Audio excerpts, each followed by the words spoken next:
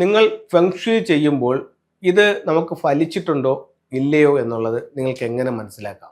ഈ ഫെങ്ഷുയി ചെയ്യുമ്പോൾ നിങ്ങളുടെ വീടിൻ്റെ എനർജി ലെവൽ മാറും, നിങ്ങളുടെ മനസ്സിന് ശാന്തി ഉണ്ടാവും, അതുപോലെ തന്നെ നിങ്ങളുടെ ലക്ഷ്യങ്ങളിൽ പുരോഗതി ഉണ്ടാവും.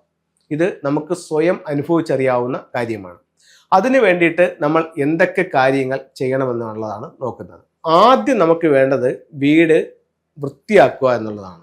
എന്നിട്ട് ഓരോ സ്ഥലത്തെയും എലമെന്റുകളെ നമുക്കൊന്ന് എൻഹാൻസ് ചെയ്യാം. അതിൽ ഏറ്റവും ബെറ്റർ വീടിൻ്റെ സൗത്ത് വെസ്റ്റ് കോർണറിൽ 2 ക്രിസ്റ്റൽ ബോളുകൾ ഉപയോഗിക്കുക. 2 നോർത്ത് വെസ്റ്റ് കോർണറിൽ ഒരു 6 റോഡ് വിൻചെയിം ഉപയോഗിക്കുക. 3 വീടിൻ്റെ പുറത്ത് നോർത്തിൽ നല്ല ഒരു മൂവിങ് വാട്ടർ വയ്ക്കുക. അടുത്തത് 4 സൗത്ത് ഈസ്റ്റ് കോർണറിൽ ഒരു ലക്കി ബാമ്പു പ്ലാന്റ് വയ്ക്കുക. ഈ 4 കാര്യങ്ങളൊന്നും നിങ്ങൾ ചെയ്തു നോക്കൂ, ഉറപ്പായിട്ടും നിങ്ങളുടെ ജീവിതത്തിൽ അതിൻ്റെതായിട്ടുള്ള മാറ്റങ്ങൾ വരും.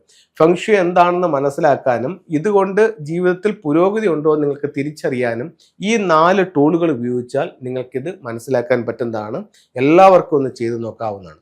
ഫെങ്ഷുയിയുടെ ചില ടൂളുകൾ നമുക്ക് വിശദമായി പരിശോധിക്കാം.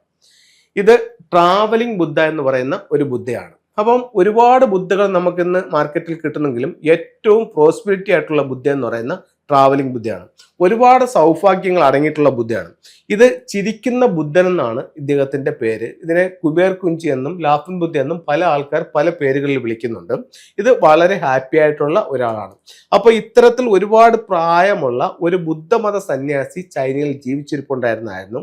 ഇദ്ദേഹം ഓരോ ദിവസവും യാത്രയിലായിരുന്നു. വൈകിട്ടാകുമ്പം ഏതെങ്കിലും ഒരു വീട്ടിൽ വരും. ഇദ്ദേഹത്തെ വളരെ സ്നേഹത്തോടു കൂടി വീട്ടുകാർ സ്വീകരിക്കും. അന്നേ ദിവസം ഇദ്ദേഹം അവിടെ സ്റ്റേ ചെയ്യും. പിറ്റേ ദിവസം വീണ്ടും യാത്രയാവും. അപ്പോൾ ഇദ്ദേഹം ഓരോ ദിവസവും വീടുകളിലേക്ക് വരുംതോറും ഇദ്ദേഹം വരുന്ന നിമിഷം മുതൽ ആ വീട് സന്തോഷത്തിലും സമ്പന്നതയിലേക്കും വരാൻ തുടങ്ങി. അപ്പോൾ ഇദ്ദേഹത്തിന്റെ മരണശേഷം ഇദ്ദേഹത്തിന്റെ രൂപവും അവരുടെ സൗഭാഗ്യ ചിഹ്നങ്ങളും കൂടെ ഇതിനകത്ത് ആഡ് ചെയ്ത് വീടുകളിൽ വെക്കാൻ തുടങ്ങി. അപ്പോൾ ആ ഒരു എനർജി വീടുകളിലേക്ക് കിട്ടാൻ തുടങ്ങി. ഇത് ഇത്തരത്തിലുള്ള ചിരിക്കുന്ന ബുദ്ധന്റെ ഒരു സ്റ്റാച്യു, അതുപോലെ പണച്ചാക്കിന്റെ മുകളിലാണ് നിൽക്കുന്നത്. കയ്യിൽ 6 നാണയങ്ങളുണ്ട്. ഇത് സമ്പത്തിനെയാണ് സൂചിപ്പിക്കുന്നത്. കഴുത്തിലൊരു മാലയുണ്ട്. ഇത് സമാധാനത്തെയാണ്, പ്രേയർ മാലയാണ്, സമാധാനത്തെയാണ് സൂചിപ്പിക്കുന്നത്. കയ്യിലുള്ള റൂയി തൊഴിലിനെയാണ് സൂചിപ്പിക്കുന്നത്. ഇവിടെ ഒരു മരക്കമുണ്ട്, അത് വളർച്ചയാണ് സൂചിപ്പിക്കുന്നത്. അതുപോലെ തന്നെ ഇവിടെ ഒരു ഉലു, അതിന്റെ പൂവുമുണ്ട്, ഇത് ആരോഗ്യത്തെയാണ് സൂചിപ്പിക്കുന്നത്.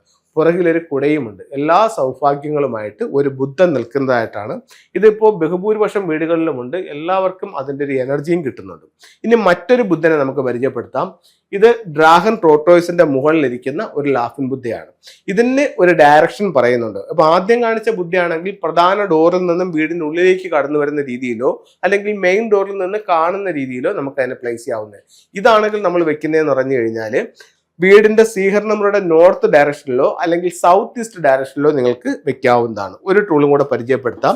ഇത് ഒരു അരോന മത്സ്യത്തിന്റെ സ്റ്റാച്യു ആണ്. തൊഴിൽപരമായിട്ടുള്ള അഭിവൃദ്ധിക്ക് വേണ്ടി സ്വീകരണമുറിയുടെ നോർത്തിലോ അല്ലെങ്കിൽ സമ്പത്തിന് വേണ്ടിയിട്ട് സൗത്ത് ഈസ്റ്റ് ഭാഗത്തോ വെക്കാവുന്നതാണ്.